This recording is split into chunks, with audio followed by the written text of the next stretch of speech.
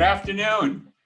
This is Jay Rovert, founder and director of the R&B Group, one of the most interesting networking events around the country. We've been around for 11 years, and our bright spot and our specialty is really talented, interesting people. And tonight, or this afternoon, I should say, depending where you live, we have Gail Thakarar, who's got an absolutely fascinating international and corporate career.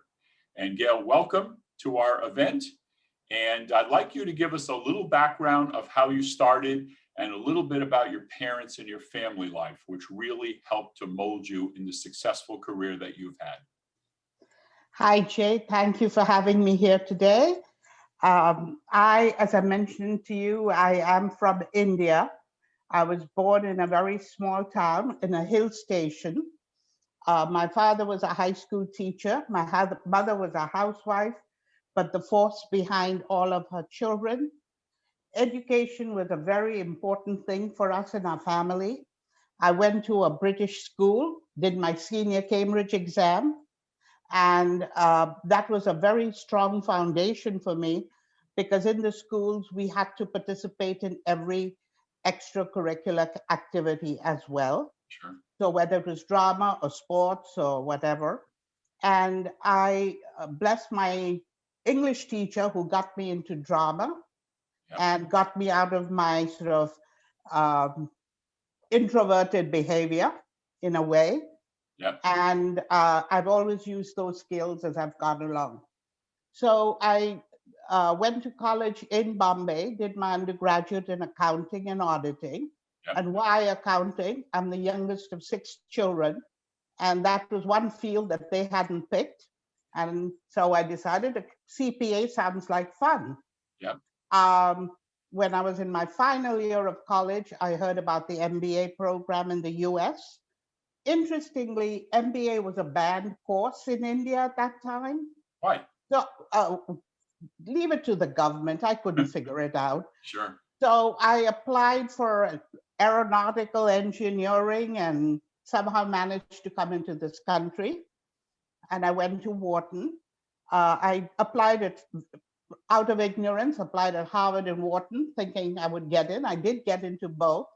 I selected Wharton because my sister lived in Philadelphia and I didn't have any foreign exchange because it was a banned course. I couldn't get foreign exchange. Sure. So I put myself through school at Wharton, microfiching x-rays for $2 an hour. Wow. And that's how I got through my Wharton education. Right. That's amazing, knowing how difficult the studies are, and you're working at the same time in a new country. I just could imagine what an easy ride I had. I mean, compared to what you've dealt with. It was difficult. And then you actually were looking at jobs. Yes. They recommended HR would be a better place, being a female. And then I guess it was a nonprofit which GE was sponsoring, which right. is kind of the luck of the draw. Right. It was difficult for women to get management jobs in those days. And the question asked at every interview, I interviewed over 100 companies, was, can you type? And I said, no, I can't. So obviously I didn't even get that job. No, right. I wasn't. And I got into a nonprofit called Opportunities Industrialization Center. Yes. We picked minorities off the streets.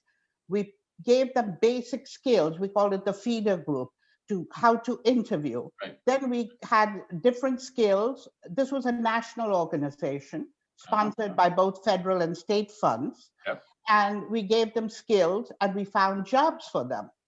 And I was very fortunate. This was started by a Southern Baptist minister, Reverend Sullivan. Yep. And this program grew tremendously. And I was I was told one day that Robert Kennedy was coming over.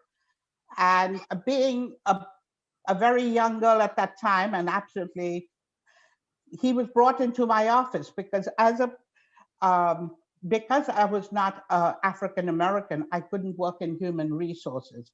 Right. So I was working in research and what they call research. So I had all the statistics about the success of the program.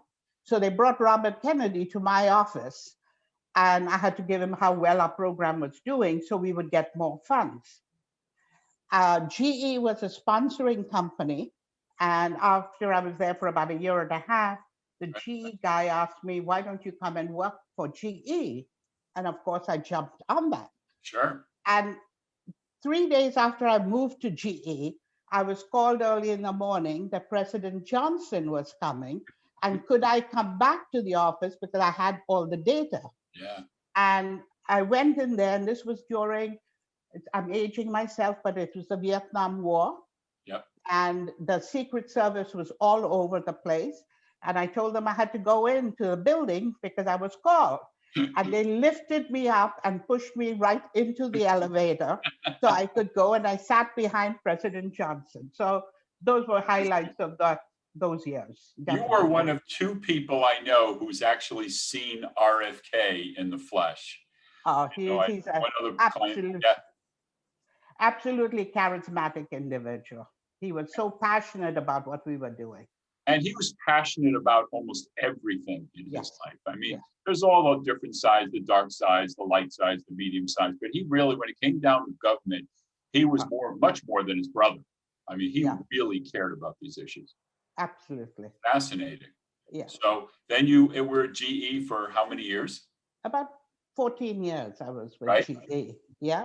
Worked in every area of human resources in GE. Sure. Got my foundation.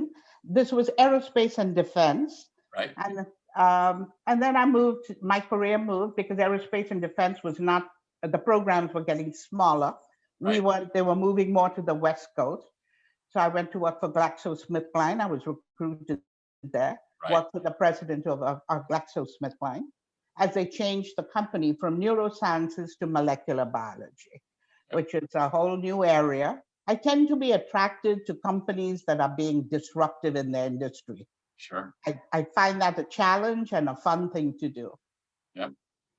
And that was in Philadelphia. And my husband got a job to work with the LA subway system. They were building a new subway system, which is what sort profession was he in, Gail? structural engineer. He was a deputy chief engineer for the subway system. And where did you guys meet by chance?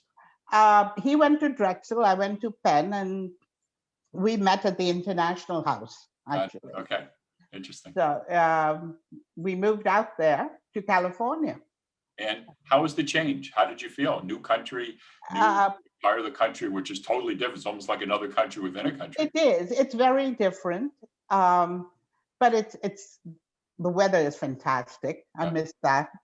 My sister had actually moved to California in San Diego, so I did have family a little bit, and we loved it. We loved it out there. Sure.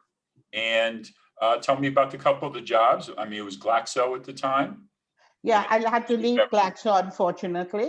Went to Beverly.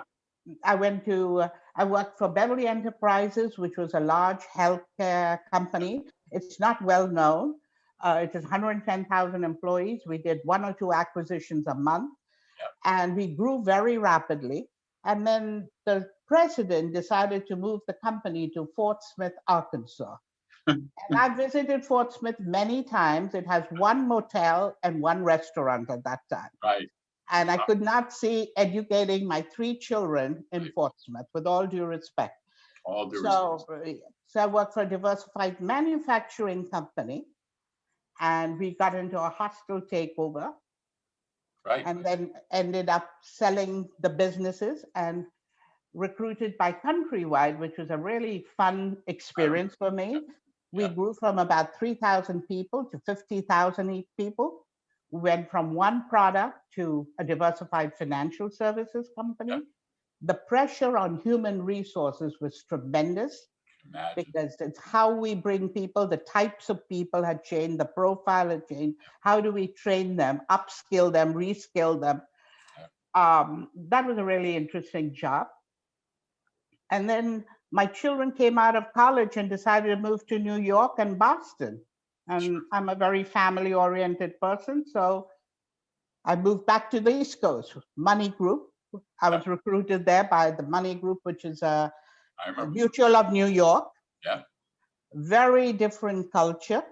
Sure. and we were going through an IPO. So that was a lot of pressure, and intense pressure to go through the IPO.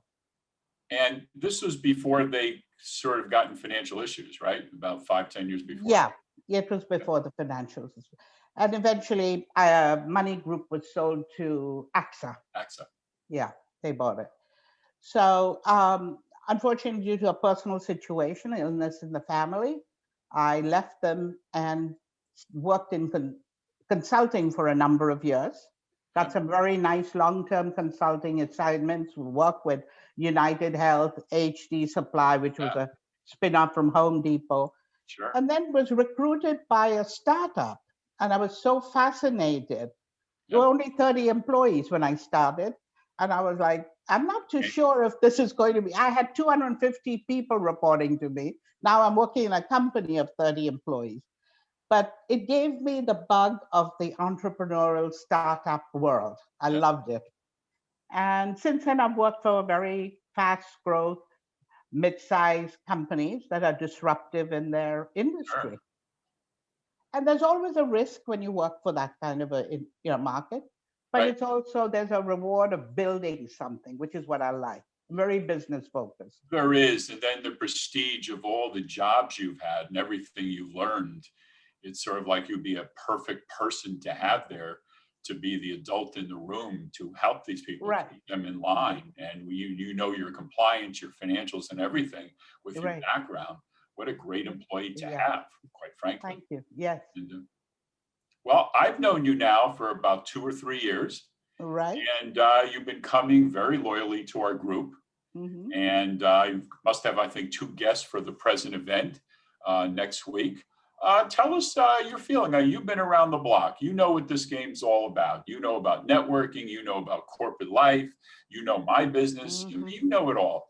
Tell us what you think of our group and why you continue to come. I'm really curious. Well, the group, the people are authentic. The people I've met are authentic. They want to help you. Yep.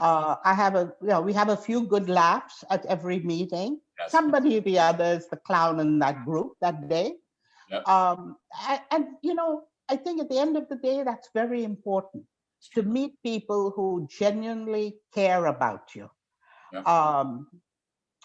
Somebody actually from the group helped my son, connected with him to link up. And he actually got a job a couple of weeks ago with that company. So the link was, you talk to people because you want to know about the culture of the company or how do they operate, all those little things that help you when you go for an interview. So I enjoyed the group. I look forward to coming there. And I've made some good, I would say, business friends, business associates. Yes. That I would feel comfortable to call up and say, hey, give me your thoughts on this.